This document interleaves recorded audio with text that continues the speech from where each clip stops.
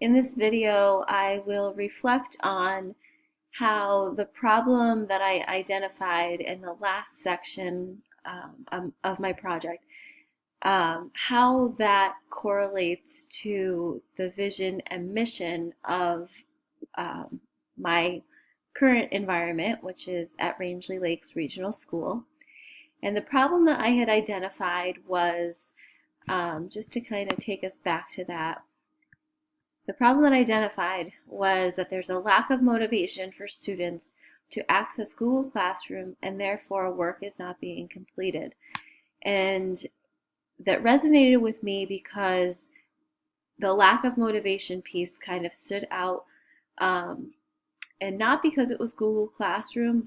I guess Google Classroom is, for me, a very easy platform or medium to access, so I find it difficult to understand why it would be so challenging to access. Um, However, the lack of motivation piece was what stood out to me. So I want to talk about how addressing this issue of lack of motivation as a whole, not just in accessing Google Classroom, if by addressing the problem, how that ties into our vision and mission. So I'm on our Rangeley Lakes website, and I just want to talk for a minute about what it says about our students. So this is kind of a little breakdown. It gives a little breakdown of, you know, criteria for our school and our staff, our curriculum, our students, and our community. But I want to focus on our students. They're talking about being self-directed learners and accountable for their own learning outcomes. And one of the things that stood out to me was that because these students aren't accessing Google Classroom, their work isn't getting done. They learn in different ways, in different settings, at different rates, and for different futures, which for me was why I felt like the Screencast-O-Matic videos were actually really beneficial, because a student could watch the video at home, they could watch part of the video and pause it. A video is a completely different way than hands-on learning or just auditory learning in school. And this piece right here, number 3, was what stood out the most, was that they're prepared for life as responsible citizens of the world. And they work collaboratively with peers and adults. Those two pieces, but primarily this third one here, is what stands out to me when I see things pop up on my screen about lack of motivation. One of our biggest, I don't want to say drawbacks, but one of our biggest, I guess, things that I wish we probably could change a little bit is that because we're such a small district, we tend to coddle our students.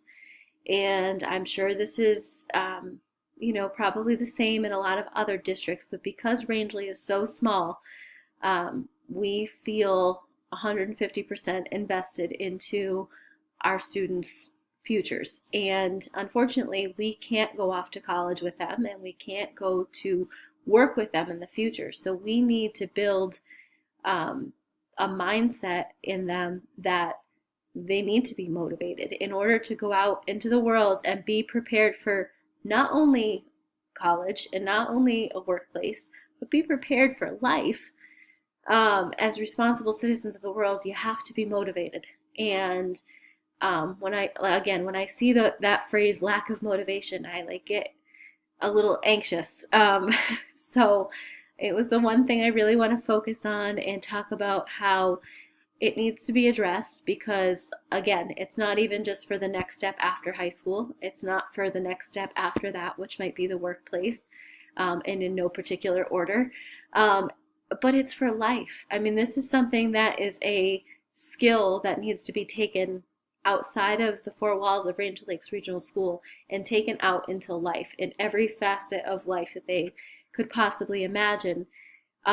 So I think it ties into our mission and vision, because, we need to it says right here, inspire all learners to strive for success, is part of our mission statement. And in order to strive for success, you need to be a motivated student. So um, I think that this, believe it or not, this will probably be my next undertaking, is finding out why are students not feeling motivated? And is this a new trend? Is it something that um, is it has there's some sort of other outside factor playing a role in this?